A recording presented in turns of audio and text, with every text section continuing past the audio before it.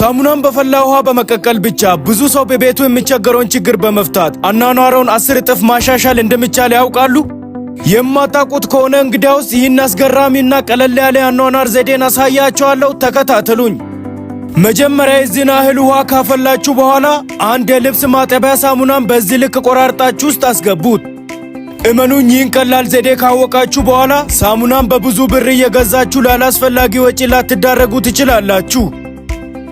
ሳሙናው ወደ ፈሳሽነት እስኪለወጥ ድረስ በደንብ ከቀቀላችሁት በኋላ ወደ ጁስ መፍጫ ወይም ወደ ሌላ ጆክ ጨምሩት።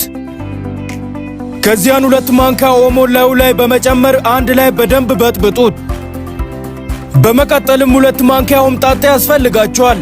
ሆምጣጤው ሳሙና ከኦሞ ጋር በአሪፉ እንዲዋሃድ ያደርገዋል። ሆምጣጤውን ከጨመራችሁበት በኋላ 2 ማንኪያ ጨውን ውህዱ ላይ ጨምሩና አንድ ላይ በደንብ በጥብጡት።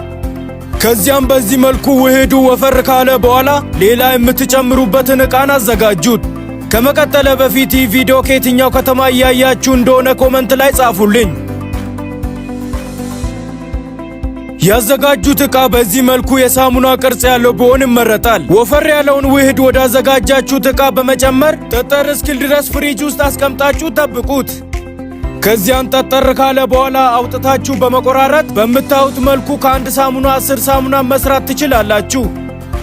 መረጃው ጠቃሚ ሆኖ ካገኛችሁት ፎሎ ማድረግና ለጓደኞቻችሁ ሼር ማድረግ እንዳይረሳ። አመሰግናለሁ።